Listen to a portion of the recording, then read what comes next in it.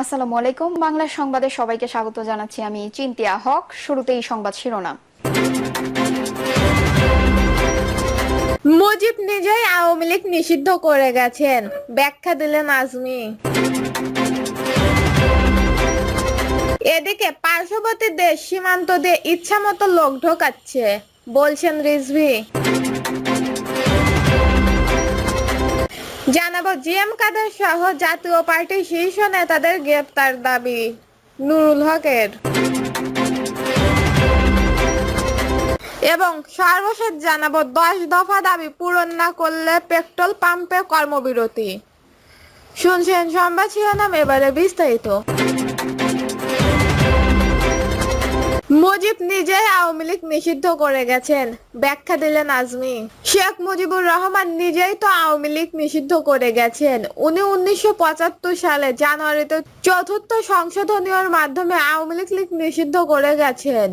যুগান্তর মাল্টিমিডিয়ার সঙ্গে একান্ত সাক্ষাৎকারে ব্রিগেডিয়ার জেনারেল আব্দুল্লাহিল আমান আজমি একথা বলেন। তিনি এ বিষয়ে ব্যাখ্যাও দিয়েছেন। আজমির সাক্ষাৎকারটি নিয়েছেন জোবায়ের আনসার জায়েব। আজমি বলেন, আমাদের সুখী সমৃদ্ধশালী বাংলাদেশ চেতনা ছিল মুক্তিযোদ্ধাদের, যারা প্রকৃত দেশপ্রেম দিয়ে মুক্তিযুদ্ধ করেছেন। এ প্রজন্মের জেনজি দেশপ্রেম দিয়ে মুক্তিযুদ্ধ করেছে। আজ পর্যন্ত কেউ দাবি করেননি, কিন্তু আমি দাবি করছি এ প্রজন্মের মুক্তিযোদ্ধাদের আমাদের যে খেতাব আছে, আবু সাইদ সহ যারা জীবন দিয়েছেন তাদের বীরশ্রেষ্ঠ, বীরোত্তম, বীর প্রতীক খেতাব দিতে হবে।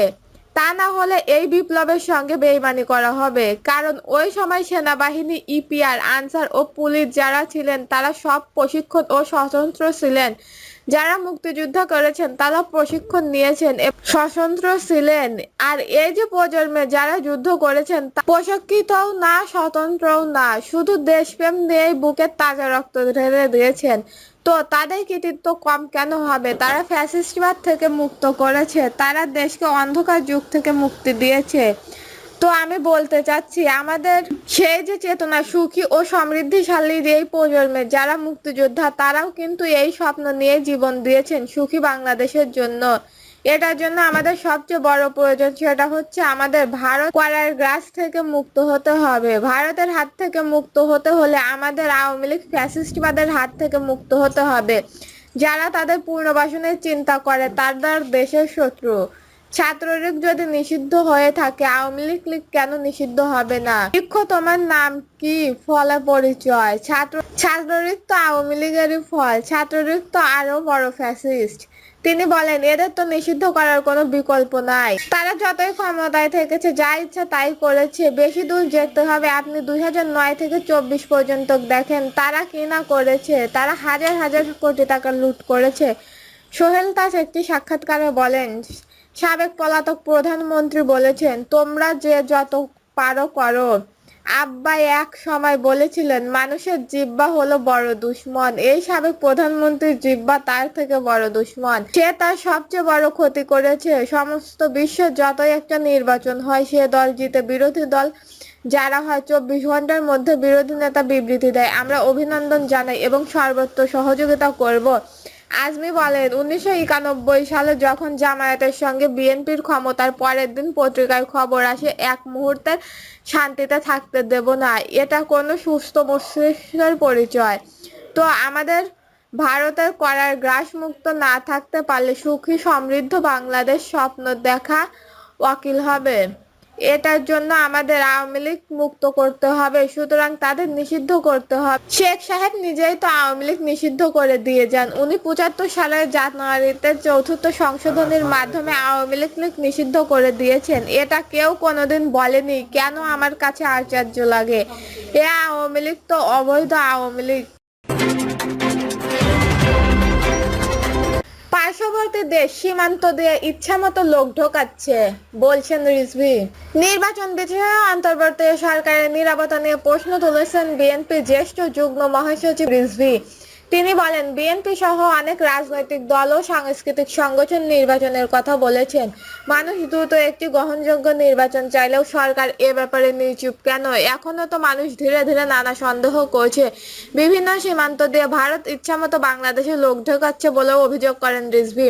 সাবেক রাষ্ট্রপতি আব্দুল হামিদের দেশত্যাগ নিয়েও প্রশ্ন তোলেন বিএনপির এই নেতা। বলেন, একজন খুনের মামলার আসামি ও সাবেক রাষ্ট্রপতি কিভাবে দেশ ছেড়ে পালিয়ে গেছেন সেই প্রশ্নের জবাব এখনো জাতি পায়নি। তার লার পাসপোর্ট বাতিল হয়নি, গোয়েন্দা সংস্থানগুলো কি কিছু জানতো না? ডিজিএফআই ও এনএসআই এর দায়িত্ব নিয়ে প্রশ্ন তুলে রিজভী বলেন, এত বড় একজন ব্যক্তি কিভাবে দেশ থেকে পালিয়ে যান যদি ক্লিয়ারেন্স দেওয়া হয়? এই বিষয়ে গোটা জাতির জন্য আতঙ্কজনক এবং রাজনৈতিক দায়িত্ব পালনের প্রশ্ন তোলা গুরুত্বপূর্ণ ব্যর্থতার উদাহরণ। সাতক্ষীরা, কুড়িগ্রাম, খাগড়াছড়ি, মৌলভীবাজার সহ বিভিন্ন সীমান্ত দিয়ে ভারত থেকে লোক পুশিং করা হচ্ছে বলে অভিযোগ করেন রুহুল কবির রিজভী। তিনি বলেন, পার্শ্ববর্তী দেশ তার ইচ্ছামতো লোক ঢোকাবেন বিভিন্ন সীমান্ত দিয়ে, আর আপনারা নির্চুপ, আপনারা কেউ সমাধান করছেন না।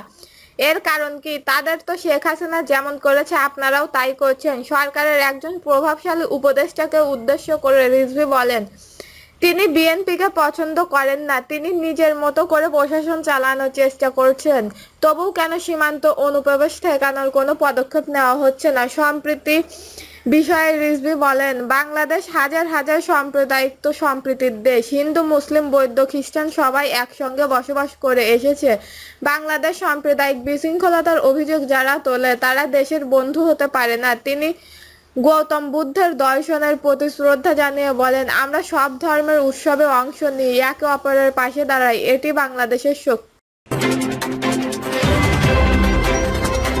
জিএম কাদের সহ জাতীয় পার্টির শীর্ষ নেতাদের গ্রেপ্তার দাবি নুরুল হকের। জাতীয় পার্টির চেয়ারম্যান জিএম কাদেরের বিরুদ্ধে আওয়ামী লীগ দোসরের অভিযোগ তুলেছেন গণ অধিকার পরিষদের সভাপতি নুরুল হক। তিনি বলেন, এইচ.এম. এরশাদ এবং জিএম কাদের গত 16 বছর আওয়ামী লীগের হৃদয়পুষ্ট করেছে। এই দায়ে জিএম কাদের সহ জাতীয় পার্টির শীর্ষ নেতাদের অবিলম্বে গ্রেপ্তার করা হবে। আওয়ামী লীগ, জাতীয় পার্টি সহ 14 জোটভুক্ত সব দলের নিষিদ্ধের দাবিতে আগামীকাল নির্বাচন কমিশনে লিখিত অভিযোগ দেওয়া হয় বলে জানান নুরুল হক। আওয়ামী লীগ ফ্যাসিস্টবাদী ও সীমান্ত পারের ষড়যন্ত্রকারী আখ্যা দিয়ে দলটিকে নিষিদ্ধ ঘোষণা ও দলের সম্পদ বাজেয়াপ্ত করার দাবি জানান তিনি। গণ অধিকার পরিষদের সভাপতি বলেন, সাবেক রাষ্ট্রপতি আব্দুল হামিদ পালিয়ে যাওয়ার দায়ে শুধু কিশোরগঞ্জের এমপি নয়, এর পেছনে ইমিগ্রেশন ও স্বরাষ্ট্র মন্ত্রণালয়ের ঊর্ধ্বতম কর্মকর্তাদের ভূমিকাও থাকতে পারে।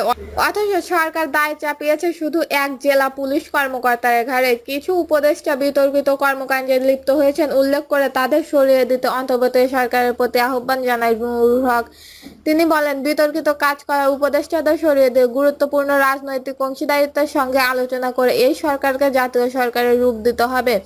সংবাদ সম্মেলনে গণপরিষদ অধিকারী সাধারণ সম্পাদক রাশেদ খান বলেন, আওয়ামী লীগের সাংগঠনিক কার্যক্রম নিষিদ্ধ হয়েছে। গণহত্যার বিচারপূর্বক নিবন্ধন স্থগিত বা বাতিল করতে হবে। দ্রুত বিচার নিষ্পত্তি করে আওয়ামী লীগের চূড়ান্তভাবে নিষিদ্ধ করতে হবে। এর আগ পর্যন্ত আন্দোলন চালিয়ে যেতে হবে। দর্শক, এই ছিল এখনকার সর্বশেষ নিউজ। নিউজটি ভালো লাগলে একটি লাইক দেন, কমেন্টে আপনার মতামত জানান এবং আমাদের পাশে থাকার জন্য বেল বাটন অন করে রাখুন। ধন্যবাদ।